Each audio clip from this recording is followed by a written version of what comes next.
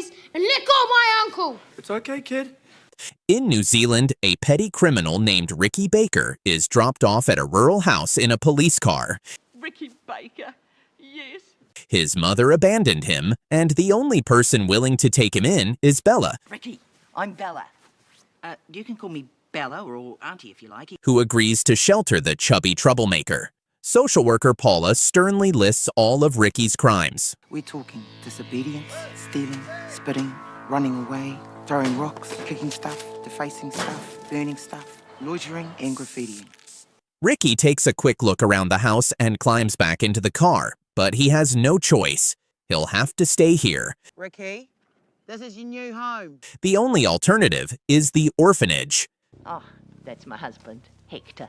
Whoa. Soon, Bella's husband Hector appears with a gun and a boar slung over his shoulders. You hungry? That's a silly question, isn't it? Look at you.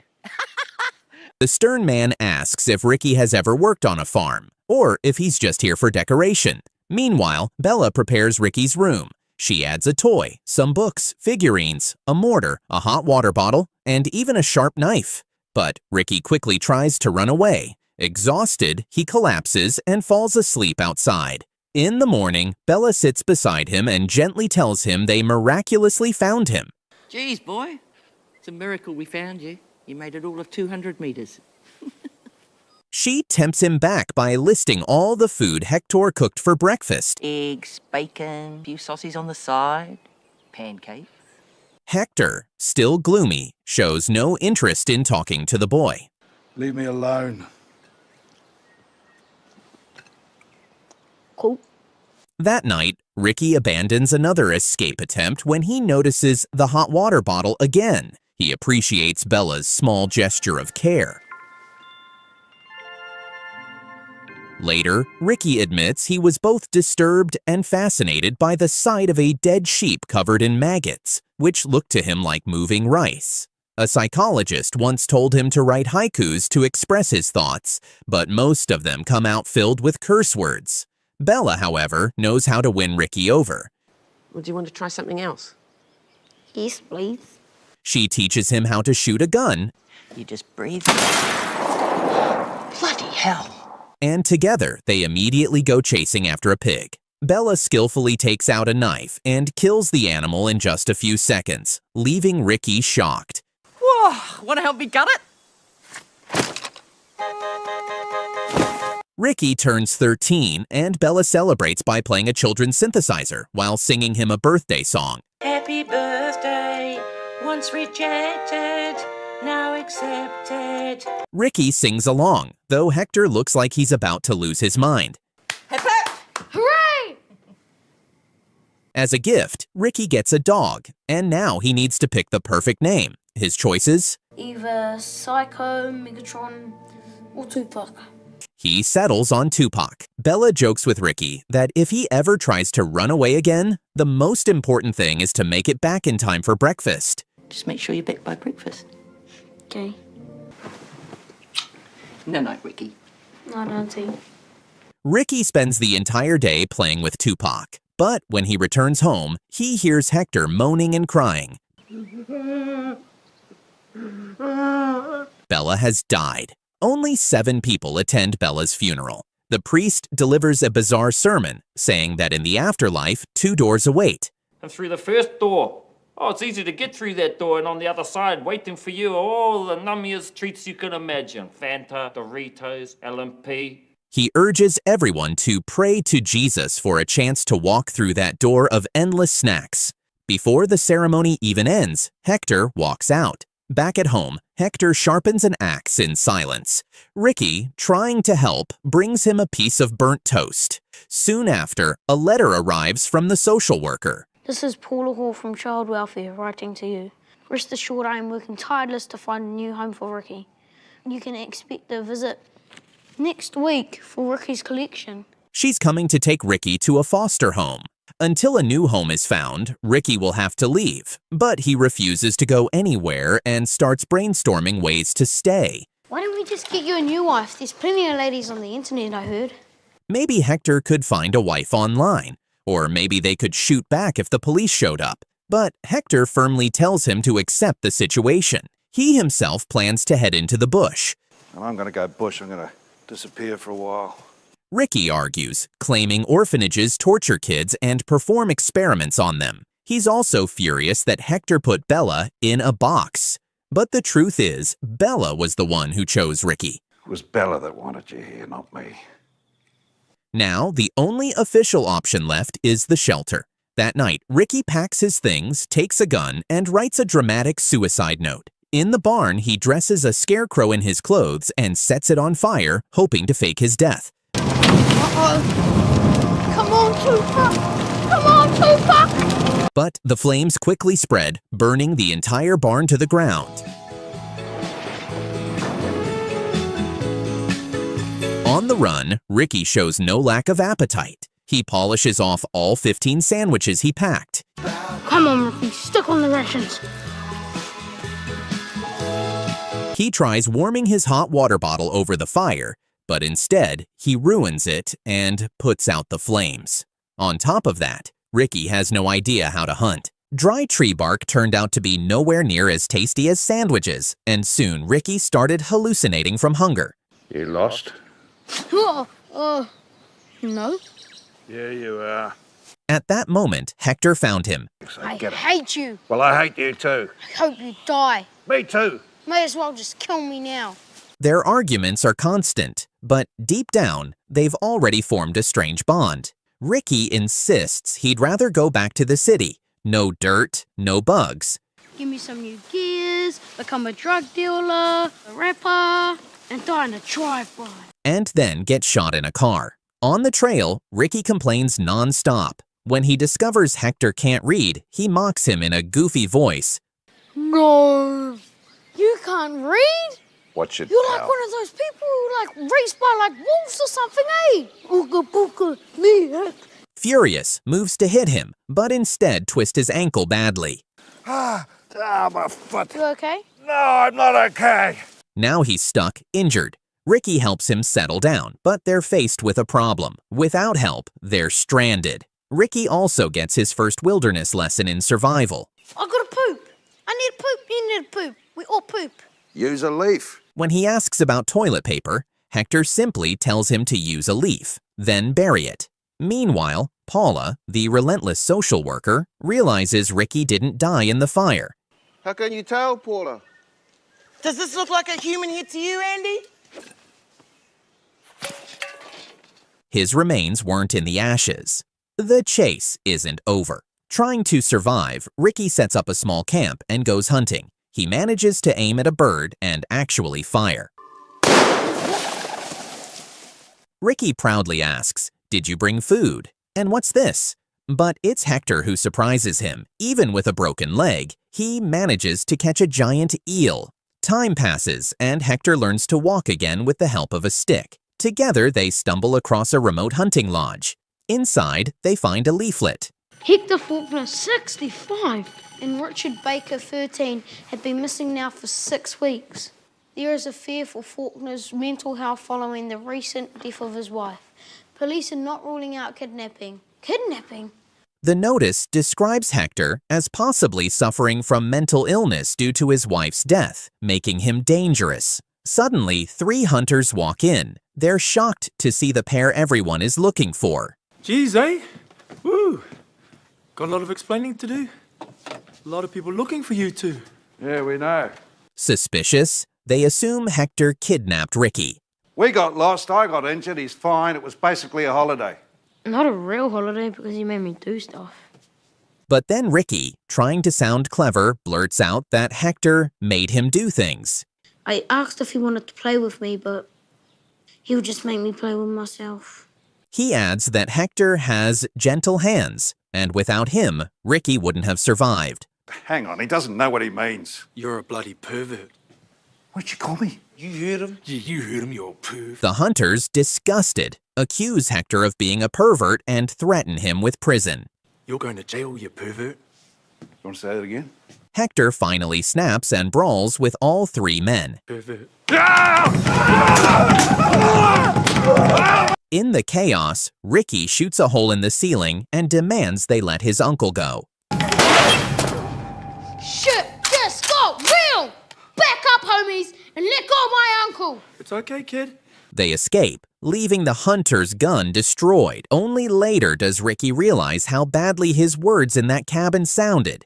Oh, Gonna put me away for sure. bastards. Yeah, bastards. He hadn't meant it like that. The last thing he wants is more trouble with the police. He'd already been in jail for manslaughter.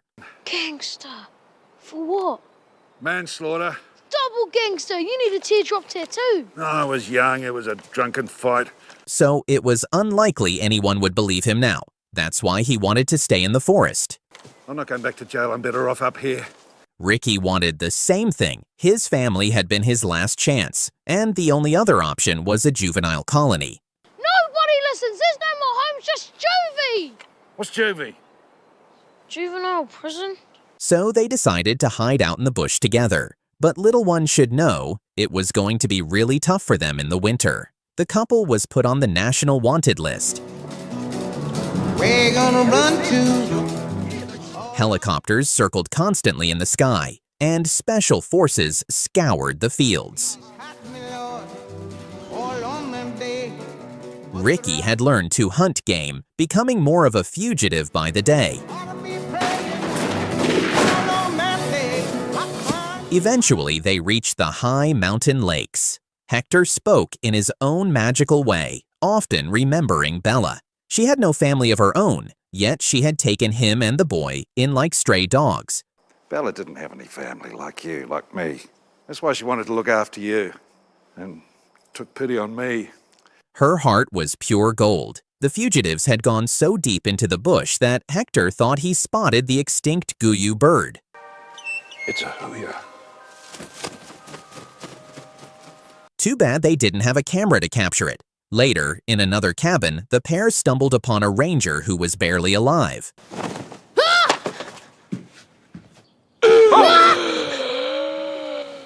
Hector couldn't bear to see it. You gotta get some help. Ricky realized he would have to find help on his own. When he finally stepped out of the forest, he came across a beautiful Samoan girl. What do you think you're doing out here, freaky kid? The sight of her nearly took his breath away. Together, they galloped back to her house. There, Kahu called the police to report the sick man in the hut and told Ricky to relax. Relax, bro. I know who you are. Seen your picture in the paper. Except you're skinnier in real life. She already knew who he was. She'd seen his photo in the newspaper.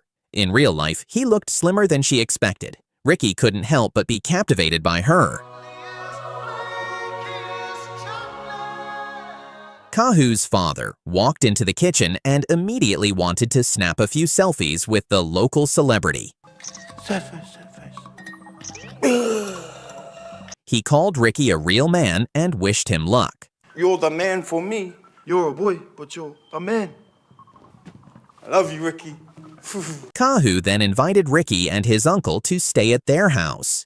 Ricky admitted that he never knew his father and his mother had abandoned him. The only thing he had left was a small fragment of her photo. Oh, pretty. Ricky eventually fell asleep, but when he woke up, he asked to be taken back right away. Near the house, he spotted a crowd of people dressed like ninjas and a social worker among them. Where did they go? I know you know something.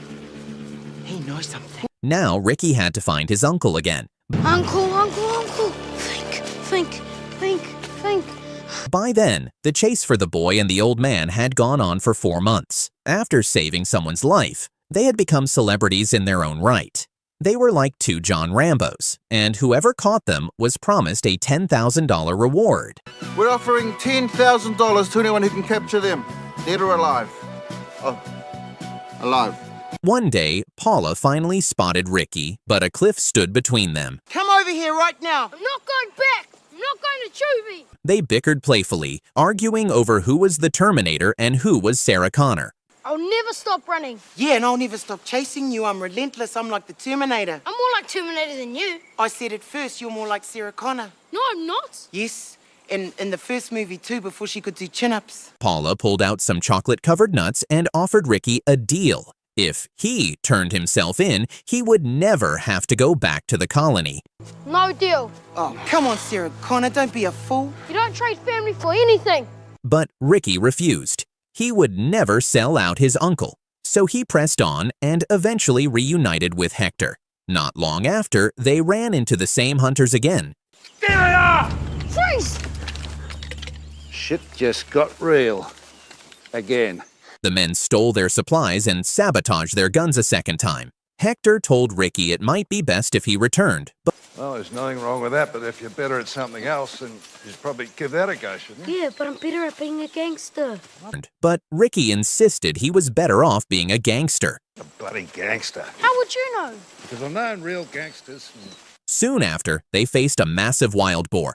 To protect their dog, Zag, Hector charged at it with a knife. The boar nearly overpowered him, but Ricky fired a clean shot right into its head.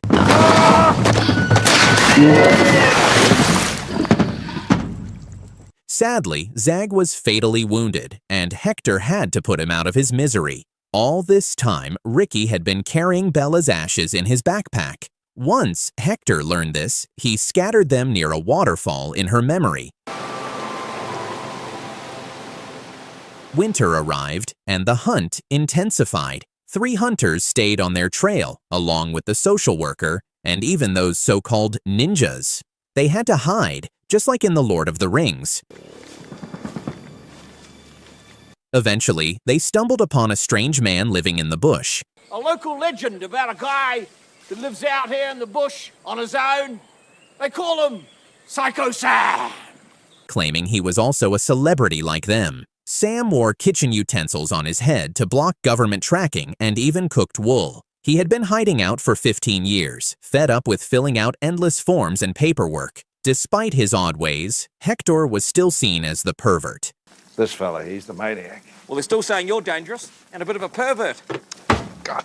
And after robbing the hunters again, both he and Ricky were once more branded as outlaws. Then Ricky noticed they were surrounded on all sides. What's the fastest way out of here? Wait, I've got an underground bunker. This tunnel leads to a hidden compartment. I haven't dug it yet. Oh, what have I been doing with my life? In the end, Sam decided to play dead, but there was still one way out. He had hidden a pickup truck under a tarp. Trumpy! Jesus. To give the fugitives a head start, Sam offered to stall the police. In reality, he just melted back into the bush again. Trumpy! Not too fast, Ricky. Slow down. But dozens of cars were already on their tail, along with several helicopters and even an armored personnel carrier.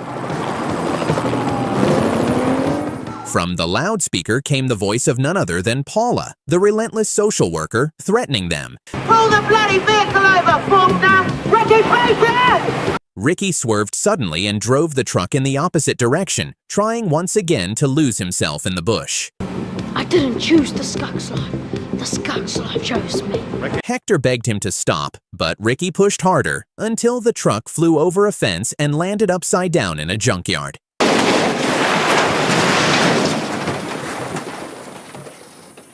Surrounded by special forces, Ricky refused to listen to Hector's pleas to surrender.